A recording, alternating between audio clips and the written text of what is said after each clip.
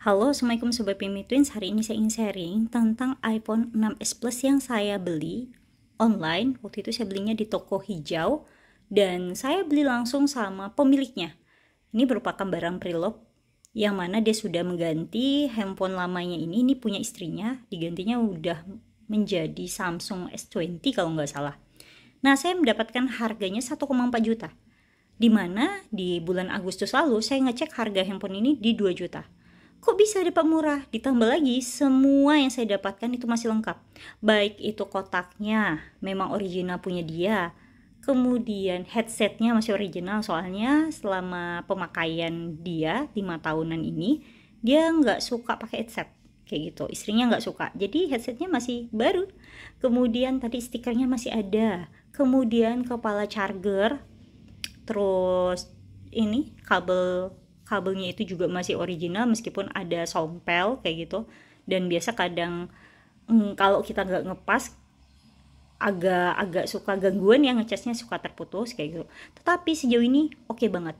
Nah, banyak yang bertanya, Kak, gimana sih bisa nyari iPhone second itu dengan kondisi yang cakep banget, terus harganya oke? Kebanyakan kan harganya itu mahal, apalagi di handphone ini yang waktu itu baru keluar harganya belasan ya. Ini storage-nya 64. Bagaimana ya caranya? Oke, saya akan bagiin tipsnya. Yang pertama, teman-teman mesti beli dari sellernya langsung alias tangan pertama. Soalnya kalau kita membeli barang yang pre-love-nya dia, bisa dipastikan penjualnya itu sangat mau menjelaskan secara detail bagaimana kondisi, misalkan handphonenya ini secara fisiknya, dijelaskannya kekurangannya apa, minusnya apa, dia pasti mau banget. Dan dia nggak jelasinnya nggak seperti bahasa-bahasa para penjual. Kalau bahasanya para penjual tuh seperti rinci banget, kayak jelasin spesifikasinya kok rinci banget.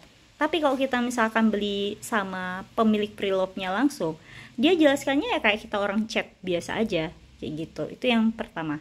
Kedua, kalau kita udah ketemu sama penjualnya itu, kita bisa membuat perjanjian nih. Misalkan ternyata barang yang kita terima itu nggak sesuai, dan kita bisa melakukan pembayarannya itu di marketplace. Karena itu penting banget ya menurut saya. Kalau kita beli barang di marketplace, kita masih punya kesempatan untuk mengecek barangnya selama 2 hingga 3 hari. Nah, jika barang yang kita dapatkan itu tidak sesuai, kita bisa mengajukan klaim pengembalian barang.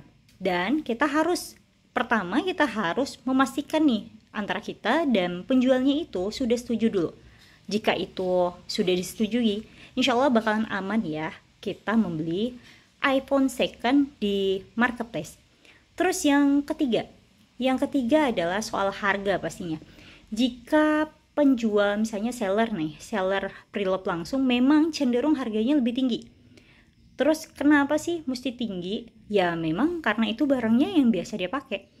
Kalau misalkan teman-teman beli, saran saya ya, beli sama seller yang memang menggunakan handphonenya untuk kebutuhan sehari-hari aja, bukan untuk main game. Soalnya kalau udah main game, tahu sendiri ya, itu mereka akan habis-habisan nih maksimalin si handphonenya.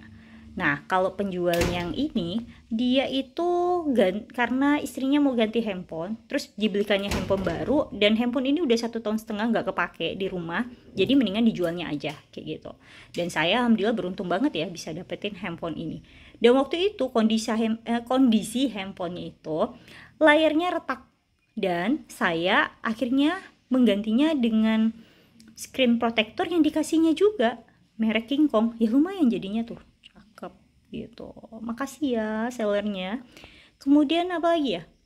Dari pengalaman saya sendiri, karena tadi sellernya setuju kalau misalkan nggak sesuai dengan apa yang saya dapatkan, lalu nah ini nih yang penting nih, kalau misalkan kita lihat nih akunnya bilang ini produknya penggunaan pribadi, jangan langsung percaya aja, cek dulu nih toko banyak nggak dijualan produk-produk handphone. Kalau misalkan dia jual produk handphone itu banyak, dia bilang penggunaan pribadi, saya bisa skeptis alias ragu ya sama pernyataannya. Soalnya dia aja sering jual handphone. Kalau misalkan merek punya pribadi, coba tes dulu nih sedetail itukah dia mengenal barangnya? Kalau dia misalnya mengenal barangnya, teman-teman pastiin juga barangnya itu di bawahnya. Kalau bisa ya, kalau menurut saya untuk beli iPhone itu nggak usah ada stikernya deh. Soalnya kalau ada stiker itu otomatis dia mungkin dari toko atau dari teman-teman yang sama-sama jualan handphone juga. Karena kalau kita beli handphone, beli baru, terus kita jual ke orang, ya otomatis kan nggak ada stiker.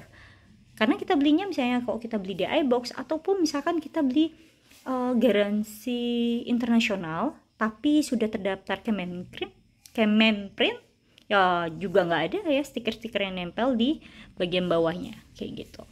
Nah, kalau udah semuanya oke, ya udah, harganya oke, meskipun harganya pasti lebih mahal, nggak masalah, tapi puas kita makainya.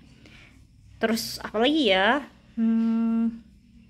kalau misalnya kita punya beragam pilihan nih kak, ya udah, mana penjual menurut kita itu paling amanah. Nah, sekian dulu, semoga bermanfaat ya sharing saya mengenai iPhone second dan bagaimana tips dan trik supaya teman bisa mendapatkan iPhone second berkualitas. See you!